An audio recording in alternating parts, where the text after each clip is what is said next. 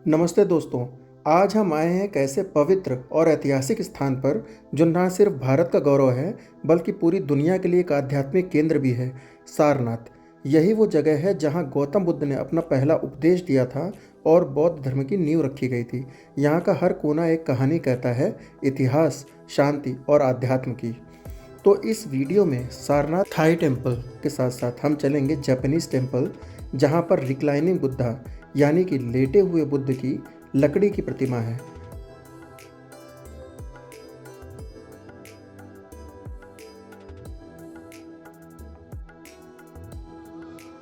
और हम गए तिब्बतन बुद्धिस्ट मॉनेस्ट्री में, जिसका कैंपस बहुत ही शांत और कलरफुल था। यहाँ पर आके हमको ऐसा प्रतीत हुआ कि जैसे मानो कि ये एक अलग ही दुनिया हो। यहाँ पर दीवारों पर जापानीज दंत कथाओं का चित्रण था।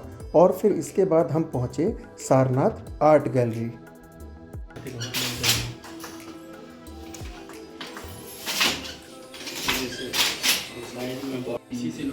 वैसे सर घर घर बनाया जाता है, ये लगाया गया कि आप लोग आए देखें कैसे बनता है, डेमो के तौर से। तो जुड़े रहिए अंत तक हमारे साथ इस शांतिपूर्ण और मनमोहक सफ़र में। तो सबसे पहले हम चलेंगे थाई टेम्पल। मंदिर के बाईं ओर 80 फीट की बुद्ध की एक विशाल खड़ी हुई मूर्ति है, जिसे बनाने में 10 साल से अधिक का समय लगा। मूर्ति के पास जाने से पहले चलने वाले फव्वारे हैं, जिनमें कमल के फूल खिले हैं। परिसर में विभिन्न रंगों के फूल भी खिले हुए हैं। थाई मंदिर परिसर में एक शांति का माहौल है, जो इसे एक दिव्य अनुभव बनाता है। यहाँ प्रवेश के लिए कोई शुल्क नहीं है और समय सूर्योदय से सूर्यास्त तक है। इस मूर्ति में बुद्ध के दोनों तरफ जो आप महिला देख रहे हैं हाथ में कटोरा लिए हुए, वो सुजाता है।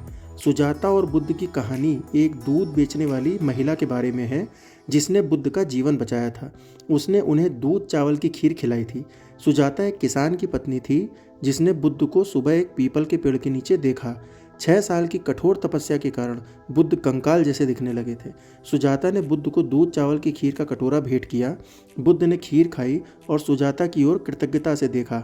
बुद्ध ने महसूस किया कि कठोर तपस्या से ज्ञान प्राप्त नहीं होता है, तो मध्यम मार्ग यानी कि मिडिल पाथ ही सर्वोत्तम है। अब हम चलते हैं मुख्य मंदिर की ओर।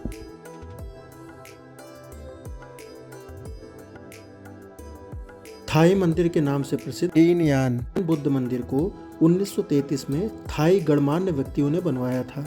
यह मंदिर थाई डिजाइनों से सजा हुआ है और हरे भरे बगीचों के बीच खूबसूरती से स्थित है। मुख्य थाई मंदिर के सामने एक लाफिंग बुद्धा की मूर्ति है और दाईं ओर बुद्ध को अपने शिष्यों को उपदेश देते हुए दिखाया गया है, जहां से हम अभी आए हैं। थाई लोग इसे वॉट थाई मंदिर कहते हैं। इस मंदिर परिसर में भीड़ होने के बावजूद भी आप शांति का अनुभव करेंगे। यही कारण है कि कई लोग यहाँ पर मेडिटेशन के लिए भी आते हैं। मंदिर की बाहरी दीवार के चारों तरफ बुद्ध की अलग अलग मुद्राओं में मूर्तियां हैं। बौद्ध धर्म में इन मुद्राओं का बहुत ज़्यादा महत्व है।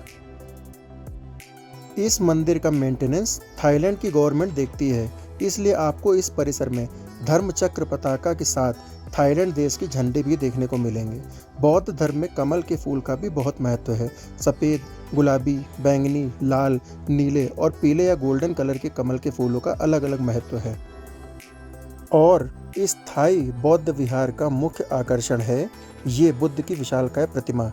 ये प्राकृतिक सैंडस्टोन से बनी है और ये 80 फीट ऊंची है, जो कि इस बात का भी प्रतीक है कि गौतम बुद्ध ने 80 वर्ष की आयु में अपने शरीर का त्याग किया था। इसमें बुद्ध अभय मुद्रा में खड़े दिखाई देते हैं। इस मूर्ति का निर्माण 1997 में शुरू हुआ था और ये 2011 में बनकर तैयार हुई। मूर्ति के माथे पर एक लाल रंग का रत्न जड़ा हुआ है, जो कि चांदनी रात में अलग ही चमकता है। ये प्रतिमा अफगानिस्तान के बामियान बुद्धा से प्रेरित होकर बनाई गई थी, जिसको कि तालिबानियों के द्वारा ध्वंस कर दिया गया था। पहले लोगों को इस प्लेटफॉर्म पर जाना अलाउड था, पर इंस्ट्रक्शन बोर्ड पर लिखे होने के बावजूद भी लोग जूते चप्पल पहन के ऊपर चढ़ जाते थे, तो अभी ऊपर जाने पर रोक लगा दी गई है। फिर भी ये प्रतिमा इतनी विशाल है कि आपको दूर से ही बहुत अच्छे से दर्शन हो जाएंगे और आप प्रॉपर फोटोज भी खींच पाएंगे। इस कैंपस में आपको और भी छोटे बड़े स्टैचूज देखने को मिलेंगे अलग अलग मुद्राओं में, जैसे कि ब्लैक बुद्धा भूमि मुद्रा में। और अब आप जो ये पेड़ देख रहे हैं इसके बारे में जानकर हम एकदम शॉक्ड हो गए और खुश भी। ये है सिंदूर का पेड़। सिंदूर का पेड़ जिसको कि लिपस्टिक ट्री या बिक्सा ऑरिलाना भी बोलते हैं, एक झाड़ी या छोटा सदाबहार पेड़ है। इसके बीच से एक नेचुरल नारंगी लाल रंग निकलता है जिससे अनाटो कहते हैं। पूरे कैंपस में हमने नज़र दौड़ाई और हमें बहुत से पेड़ दिखे। इस पेड़ से बीज तोड़ना मना है। हमारे गाइड ने ऑलरेडी एक सीड अब पॉकेट में रख रखा था, उसने हमें दिखाया। आप भी देखिए। एक निकालिए। निकालो।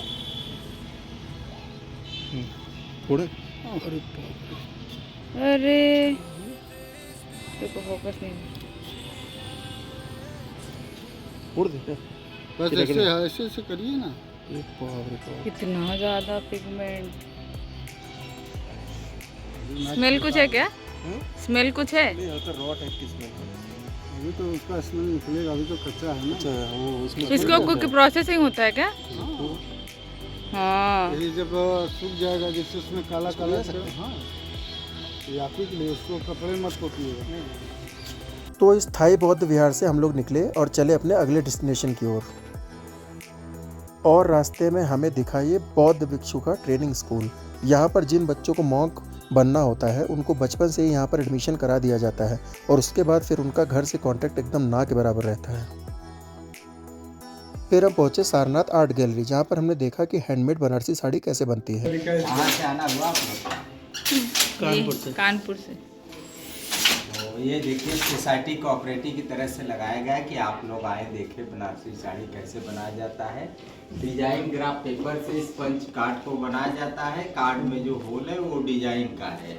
जब जकाट मशीन पर जाता है और पैर से हम देखिए बम्बू को चलाते हैं, ताना में डिजाइन उठाता है, बाना से बुनाई करते हैं। आप लोग तीनों को संत कबीर दास का ताना बाना तो इसी को कहा जाता है। ताना इसको कहा जाता है और जो बना रहे हैं इसको बाना कहा जाता है।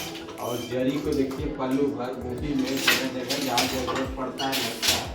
तो ये सोसाइटी कोऑपरेटिव की तरह से लगा है कि आप लोग आए देखें बनारसी साड़ी कैसे बनती है। ऐसे गांव में घर घर बनाया जाता है तो होलसेलर लोग आते हैं, 100-200 पीस ले जाते हैं, उसी रेट में आप लोग को दिया जाएगा। और इसको धागा टच करके देख लीजिए, टच करिए सिल्क को, टच करो। सिल्क आप भी सर टच करके देखिए। रेशम हम लोग का रेशम जो आता है बेंगलोर से आता है। इसी से लोग बुनाई करते तो ऐसे सर घर घर बनाया जाता है। ये लगाया गया कि आप लोग आए देखें कैसे बनता है डेमो के तौर से। हैं। और एग्जैक्ट इसी सारनाथ एक साड़ी को बनाने के लिए कारीगर को कितना वक्त लगता है? हाँ सर, एक साड़ी को बनाने में 3 दिन 5 दिन 10 दिन 8 दिन 15 डिजाइन के ऊपर डिजाइन हम लोग कहते हैं महंगा है, क्यों महंगा कम से कम 3 दिन में सिंपल एक बन सिंपल, जाता है। हाँ सर। 2 दिन 3 वर्क दिन बढ़ा देंगे तो हाँ, वो तो काम के हिसाब से एक हाथ का काम है। महीना वो भर तो चला मतलब जाएगा। जितना मतलब इसमें ना कोई अंजाद नहीं रहता। जैसे 400 ग्राम 800 ग्राम 600 ग्राम वो तो कारीगरी के ऊपर लगेगा ना। जैसे ज़्यादा वर्क है, ज़्यादा कारीगरी है तो ज़्यादा मतलब इस पे माल लगेगा, कम रहेगा तो कम लगेगा। तो आपने देखा कि कारीगर भैया ने कैसे अच्छे से हमें सब बताया और प्रश्नों के उत्तर देकर हम सबकी जिज्ञासा भी शांत की।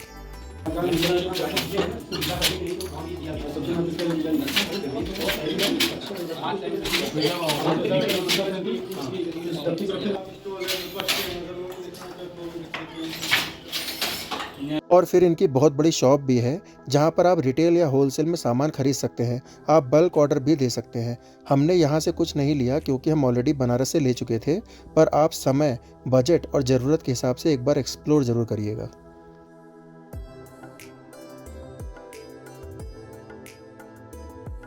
इसके बाद हम लोग चले जापानीज टेम्पल की ओर। यहाँ पर रास्ते में दीवारों पर भगवान गौतम बुद्ध के जीवन की प्रमुख गाथाओं का रंग बिरंगा चित्रण है। जापानीज टेम्पल या नीची गत्सुजान होरिंजी 1992 में Dharmachakra Indo Japan Buddhist council society ने बनवाया। इस टेम्पल का आर्किटेक्चर एकदम टिपिकल जापानीज स्टाइल का है, जिसमें कि एक 2 मंजिला पगोडा है, उसमें ग्रे कलर की ढलान वाली छत है। इसका इंटीरियर पूरा लकड़ी का है। यहाँ पर कैंपस में आपको भारत देश और जापान देश के झंडे के साथ साथ और भी बहुत सारे रंग बिरंगे झंडे देखने को मिलेंगे, जिससे कि ये बहुत ही कलरफुल लगता है। मंदिर के अंदर पूरा लकड़ी का काम है। यहाँ पर भगवान बुद्ध की रिक्लाइनिंग बुद्धा वाले पोज की एक मूर्ति रखी हुई है और यहाँ आसपास बहुत सारे जापानीज और बुद्धिस्ट प्रतीक रखे हुए हैं।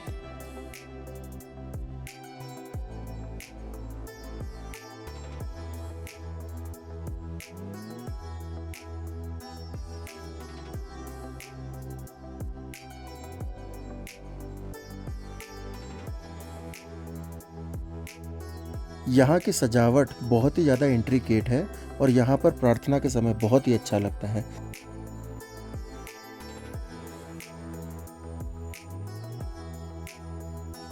इसके बाद हम लोग पहुँचे तिब्बतन बुद्धिस्ट मोनेस्ट्री।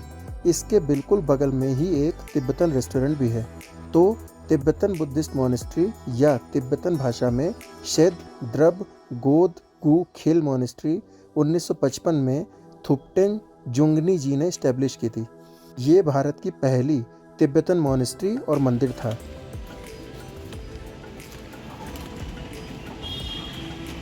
जनवरी 2013 को 14वें दलाई लामा जी ने यहाँ पर विजिट किया और इसका औपचारिक रूप से उद्घाटन किया। अभी एक ट्रस्ट के द्वारा ऑपरेट की जाती है। कन्वेंस ना मिलने की वजह से हम बस 5 मिनट लेट हो गए तो हमें मुख्य श्राइन या बोल लीजिए कि मंदिर बंद मिला। पर कैंपस में आप कभी भी जा सकते हैं, जिसमें कि मोनेस्ट्री के साथ साथ आप बस मेन टेम्पल छोड़ के बाकी सब जगह देख सकते हैं। यहाँ पर आपको तिब्बतन आर्किटेक्चर मिलेगा, पेंटेड वॉल्स जिनमें कि तिब्बत की दंत कथाएं और धार्मिक कथाओं का चित्रण मिलेगा। पीछे मोनेस्ट्री है जहाँ पर मॉन्क्स रहते हैं और ये सैंडस्टोन का जो स्तूप है आप लोग देख रहे हैं, ये एक टोकन ऑफ थैंक्स है इंडियन गवर्नमेंट को, क्योंकि उसने श्री दलाई लामा जी को शरण दी थी। ये है सारनाथ का मुख्य स्तूप, धामेक स्तूप। समय कम होने की वजह से हम यहाँ पर नहीं जा पाए, लेकिन हम आपको ये सलाह देंगे कि अगर आप सारनाथ पूरा कवर करना चाहते हैं तो आपको कम से कम 1 दिन यहाँ पर गुजारना होगा। और अगर आप डिटेल से हर एक जगह को कवर करना चाहते हैं तो कम से कम 2 दिन सारनाथ में आपको लगेंगे। हम लोगों को तो ये जगह इतनी अच्छी लगी कि हम यहाँ पर ज़रूर 2 दिन निकाल के आएंगे, फिर आपको देंगे पूरी जानकारी। अगर आपको वीडियो पसंद आया तो ज़रूर लाइक करिए, अपने फीडबैक कमेंट में दिए। तब तक के लिए बाय बाय, टेक केयर।